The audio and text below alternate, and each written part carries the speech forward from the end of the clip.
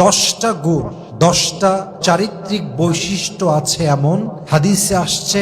এই 10টা গুণ যে নারীর মধ্যে পাওয়া যাবে সে প্রিয় বান্দি হবে এক সত্তার। বলেন সবাই, তিনি কে?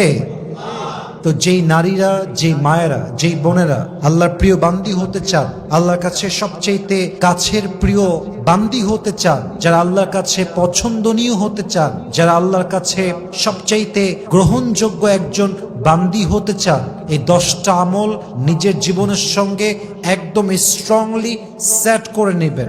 যতদিন বেঁচে আছেন এই আমলগুলো অবশ্যই করতে হবে। 1 নাম্বার, সেই নারীকে আল্লাহ তাআলা অনেক বেশি ভালোবাসেন যেই নারী কোনো প্রকার অভিযোগ ছাড়া, প্রতিশোধ ছাড়া মানুষকে জাস্ট আল্লাহর দিকে তাকিয়ে ক্ষমা করে দেয়। সুবহানাল্লাহ পড়বেন না আপনারা সবাই?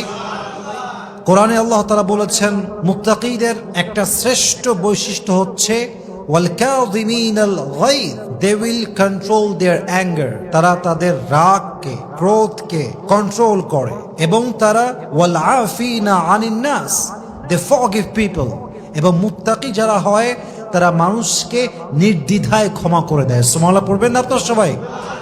তারপরে আল্লাহ তাআলা কি বলছেন? ওয়াল্লাহু ইউহিব্বুল মুহসিনিন, যারা রাগ কন্ট্রোল করে, যারা মানুষকে ক্ষমা করে দেয়, এরকম মানুষকে আল্লাহ তাআলা স্বয়ং নিজেই ভালোবাসে। সুবহানাল্লাহ পড়বেন না আপনারা? এবং এটা বাস্তব কথা যে মেয়েদের মাঝে জেদ একটু বেশি থাকে। তো যেই মেয়েটা জেদের বশীভূত না হয়ে নিজের রাগকে কন্ট্রোল করতে পারে, যেহেতু মেয়েরা ছোট্টবেলার থেকেই অনেক মায়াতে, আদরে, ভালোবাসা পেয়ে বড় হয়, তাই তাদেরকে কেউ কটু কথা বললে সঙ্গে সঙ্গে ইগোতে লেগে যায়, ব্যক্তিত্বে লেগে যায়। তো মেয়েটা সহ্য করতে পারে না এবং সে তার রাগের বশীভূত হয়ে রিভেঞ্জ নিতে চায়। সে রিভেঞ্জ নিয়ে, প্রতিশোধ নিয়ে নিজের মনের শান্তি খুঁজতে চায়। কিন্তু এটা না করে যেই মেয়ে আল্লাহর দিকে তাকায় ক্ষমা করে দিবে, রাগের বশীভূত হয়ে গালি না দিয়ে যে তার জবানকে কন্ট্রোল করবে, রাগকে কন্ট্রোল করবে, সে নারীকে ভালোবাসে একজন। আওয়াজ দিয়ে বলেন সবাই, তিনি কে? এবং বাস্তব কথা হচ্ছে আজকালকার সমাজে কিছু পুরুষ আছে যে পুরুষ মেয়েদের মন নিয়ে খেলতে বড্ড পছন্দ করে, এবং আমার কাছে অবাক লাগে যে পুরুষগুলো নারীর বিশ্বাস নিয়ে খেলে, নারীর ভালোবাসা নিয়ে খেলে, তার ট্রাস্টকে পুঁজি করে ব্যবসা করে, তার মনটাকে ভেঙে চুরে চূর্ণ বিচূর্ণ করে দেয়। সেই পুরুষ এই বেঈমানি করে নিজেকে বড্ড চালাক ভাবে। তার বোঝা উচিত সে চালাক নয়, সে বোকার স্বর্গে বসবাস করছে। ঠিক কিনা বলেন? যে পুরুষ নারীর বিশ্বাস নিয়ে খেলেও নিজেকে খুব দামি মনে করে, সে পুরুষ হচ্ছে সেই চার্জার যার সব কিছু আছে, যার তার লম্বা, কিন্তু কোনো ফোনে সে চার্জ দিতে পারে না। ঠিক কিনা বলেন? এই পুরুষ হচ্ছে সেই পুরুষ, যে পুরুষ হচ্ছে সেই লিফটের মতো, যে লিফটে সুইচও আছে, বাটনও আছে, কিন্তু সেই লিফটটা উঁচুতেও যায় না, নিচেতেও যায় না। ঠিক কিনা বলেন? এরকম পুরুষের কোনো মূল্য নাই। অতএব পৃথিবীতে হাজারো এমন নারী আছে যে নারীর সম্মান একজন পুরুষ নষ্ট করে দিয়েছে, যে নারীর ইজ্জত একজন পুরুষ নষ্ট করে দিয়েছে, যে নারীর বিশ্বাস একজন পুরুষ পরিপূর্ণ শেষ করে দিয়েছে। চাইলে সেই নারী রিভেঞ্জ নিতে পারে, চাইলে সেই নারীর প্রতিশোধ নিয়ে ওই পুরুষটাকে পাল্টা আঘাত করতে পারে, কিন্তু হাজারো নারী, হাজারো স্ত্রী সে পুরুষকে ক্ষমা করে দিয়েছে জাস্ট আল্লাহর দিকে তাকিয়ে। সুবহানাল্লাহ পড়বেন না? অতএব এমন নারী, যে নারী প্রতিশোধ না নিয়ে ক্ষমা করে দেয়, তাকে আল্লাহ তাআলা বড্ড বেশি ভালোবাসেন। অতএব যদি আল্লাহর ভালোবাসা পেতে চান, শুধুমাত্র নারীরা নয়, নারী এবং পুরুষ উভয়ে ক্ষমা করবে, রাগ কন্ট্রোল করবে একজনের জন্য। তিনি কে? 2 নাম্বার, সেই নারীকে আল্লাহ তাআলা বড্ড ভালোবাসেন যে নারীর মাঝে সবরের গুণ আছে, ধৈর্যের গুণ আছে। এবং আমি বাস্তবতা থেকে বলছি এবং বাস্তবিক অবজারভেশন থেকে বলছি, কিছু ক্ষেত্রে পুরুষের চাইতে নারীর ধৈর্য অনেক বেশি। বিশেষ করে বাংলাদেশে ম্যাক্সিমাম ফ্যামিলি, ম্যাক্সিমাম সংসার টিকে আছে পুরুষের ধৈর্যের জন্য নয়, নারীর ধৈর্যের জন্য। নারী যদি জাস্ট একবার ধৈর্য হারিয়ে ফেলে শাশুড়ির জন্য, শ্বশুরের জন্য, নিজের স্বামীর জন্য, জাস্ট একবার ধৈর্য হারিয়ে ফেলবে, জবান খুলে প্রতিবাদ করবে, সঙ্গে সঙ্গে সংসারটা ভেঙে চুরে তছনছ হয়ে যাবে। নারী জাস্ট তার ধৈর্যের পরিচয় দিয়ে হাজার গালি খেয়ে, হাজার জুলুমের শিকার হয়ে, হাজার হাজার অধিকারকে মাটির নিচে চাপা দিয়ে নারী জাস্ট সবরের শক্তি নিয়ে বেঁচে আছে বিধায় সংসারটা টিকে আছে। নারী যদি একবার ধৈর্য হারিয়ে দেয় সংসারটা ভেঙে চুরে চূর্ণ বিচূর্ণ হয়ে যাবে, ঠিক কিনা বলেন? অতএব সেই নারী, যেই নারী আল্লাহর দিকে তাকিয়ে ধৈর্য ধারণ করে, আল্লাহর দিকে তাকিয়ে গালি সহ্য করে, আল্লাহর দিকে তাকিয়ে সমস্ত সিচুয়েশনকে ফেস করে, এই ধৈর্যশীল নারীকে পছন্দ করে একজন, তিনি কে? দেখেন আল্লাহ তাআলা কি বলছেন। আল্লাহ বলছেন, what is the result of সবর? ধৈর্য একটা ফলাফল লাগবে তো, রেজাল্ট লাগবে তো। এত সুন্দর রেজাল্ট যেটা শুনলে আপনার ধৈর্যের জন্য আরো চাহিদা বেড়ে যাবে, আপনার গায়ে বল ফিরে পাবে, শক্তি ফিরে আসবে। আল্লাহ তাআলা কি বলছে? জাস্ট ট্রাই টু আন্ডারস্ট্যান্ড, একটু বোঝার চেষ্টা করেন। আল্লাহ রাব্বুল আলামিন বলছেন, বান্দা শোনো শোনো, ইন্নামা ইউওয়াফাস সাবিরুনা আজরাহুম বিগাইরি হিসাব। যে বান্দা ধৈর্যশীল হবে, যে বান্দা প্রত্যেকটা কষ্টে দুঃখে আল্লাহর উপরে ভরসা করবে, পরিস্থিতি সামাল দিয়ে ধৈর্যের সঙ্গে মোকাবেলা করবে, তার ফলাফল কি হবে?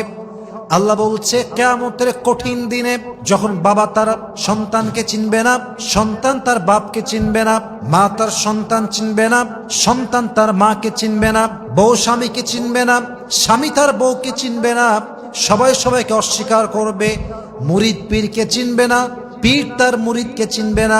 আল্লাহ বলছে, এই কঠিন দিনে ধৈর্যশীল বান্দা যে হবে তাকে আমি আল্লাহ বিনা হিসেবে জান্নাত দান করব। কোন সবাই সুবহানাল্লাহ। Indeed, those who observe patience will be given their reward without measure. যা ধৈর্যশীল হবে কিয়ামতের কঠিন দিনে আল্লাহ এদের সবাইকে বিনা হিসেবে জান্নাত দান করবে। সুবহানাল্লাহ পড়েন। Ya ayyuhalladhina amanu ista'inu bis-sabri was-salah. You who believed, seek the help of Allah subhanahu wa ta'ala with patience and salah. তোমরা আল্লাহর সাহায্য চাও, দুইটা জিনিস দিয়ে চাও, এক নামাজ, দুই ধৈর্য। যে নামাজ এবং সবরের মাধ্যমে সাহায্য চায়, আল্লাহ বলছে তাকে আমি গায়েবী ভাবে সাহায্যের হাত বাড়িয়ে দিই। সুবহানাল্লাহ পড়েন। অতএব সেই নারীকে আল্লাহ বড্ড ভালোবাসে, যে নারী সুখে দুঃখে কষ্টে আপদে বিপদে ধৈর্য ধারণ করে, এক সত্তার দিকে তাকিয়ে। আওয়াজ দিয়ে বলেন সবাই, তিনি কে? আমি সবরের ছোট্ট একটা মিনিং আজকের প্রোগ্রামে বলতে চাই। আমার সামনে অনেকে বসে আছেন, অনেকে আমাকে ফেসবুকে ইউটিউবে শুনবেন। সবরের একটা ডেফিনেশন খুব ভালো করে বুঝে নেবেন। সবর means টাইটিং your bond and relationship with Allah subhanahu wa ta'ala when you are facing difficult situations in your life.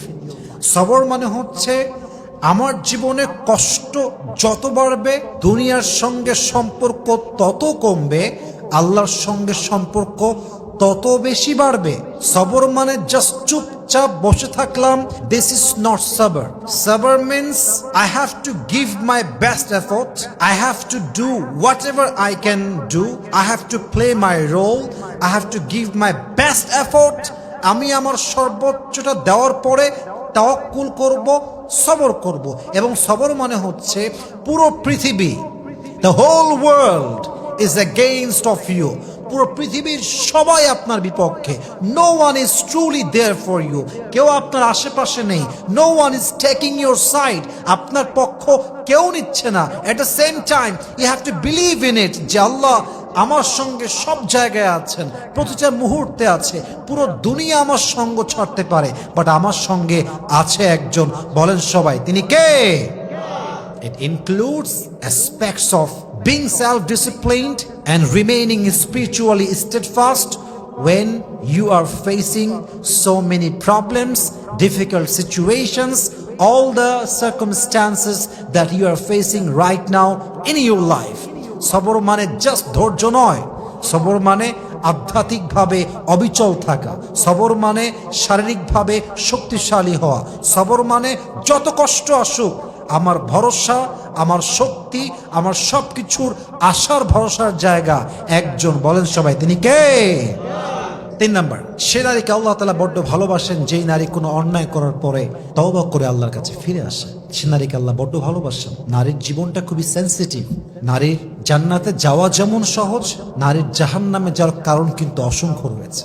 নারী জাস্ট পর্দা করবে না, নামাজ পড়তে পারে, রোজা রাখতে পারে, হজ করতে পারে, যাকাত দিতে পারে, কিন্তু পর্দাহীন নারী হওয়ার জন্য সে জাহান্নামীও হতে পারে। ঠিক কিনা বলেন? যদি নারীর যে কোনো অন্যায় হয়ে যায়, যদি নারী সঙ্গে সঙ্গে তওবা করে ফেলে, আল্লাহর কাছে স্যালেন্ডার করে যে আল্লাহ স্যালেন্ডার করলাম, আমার দ্বারা অন্যায় হয়ে গিয়েছে, আল্লাহ বলছে এই নারীকে আমি আল্লাহ নিজেই ভালোবাসি। সুবহানাল্লাহ পড়বেন না আপনার সবাই? এবং এটা খুবই সেন্সিটিভ ইস্যু। দেখেন, আল্লাহ মানুষকে সৃষ্টি করেছেন এমনভাবে যে যেমনভাবে তার মাঝে রয়েছে আকল কিংবা বিবেক নামের প্রহরা, at the same time he has evil counsel of instinct. ঠিক তেমনি ভাবে মানুষের মাঝে রয়েছে নফস কিংবা প্রবৃত্তির কুমন্ত্রণা। মানুষের আকল কিংবা মেধা, it encourages people to do something good. মানুষের এই যে আপনার মেধা আল্লাহ দিয়েছেন, এই যে বোঝার শক্তি আল্লাহ দিয়েছেন, এটা মানুষকে ভালো কাজে মোটিভেট করে, ইন্সপায়ার করে, উদ্বুদ্ধ করে। এট দ্য সেম টাইম শয়তানের হুইসপারিং, ধোঁকা মানুষকে অন্যায় কাজে মোটিভেট করে। মানুষ যখন শয়তানের কুমন্ত্রণায় পড়ে অন্যায় করে ফেলে এবং when he realize যে আল্লাহ আমি তো ভুল করে ফেলছি, আল্লাহ এ তো আমি অন্যায় করে ফেলছি, তো আমার করা উচিত ছিল না তোমার বান্দা হিসেবে, যখন বান্দা রিয়েলাইজ করে যে আমার ভুল হয়ে গেছে এবং আল্লাহকে বলে আল্লাহ প্লিজ তুমি আমাকে মাফ করে দাও, আল্লাহ আমি অন্যায় করে ফেলেছি, এটা আমি ইন্টেনশনালি করি নাই, এটা বাই মিস্টেক হয়ে গেছে, আল্লাহ আমাকে তুমি ক্ষমা করো। আল্লাহ বলছেন ইন্নাল্লাহা ইউহিব্বুত তাওয়াবিন ওয়া ইউহিব্বুল মুতাতাহহিরিন। আমি আল্লাহ সেই বান্দাকে ভালোবাসি যে বান্দা অন্যায় করার পর পরেই আমার কাছে ফিরে আসে। সুবহানাল্লাহ পড়বেন না আপনারা? অতএব সেই নারী, সেই যুবক, সে মানুষ যে মানুষ অন্যায়ের পরে আল্লাহর কাছে ফিরে যায়, তওবা করে, তাকে আল্লাহ স্বয়ং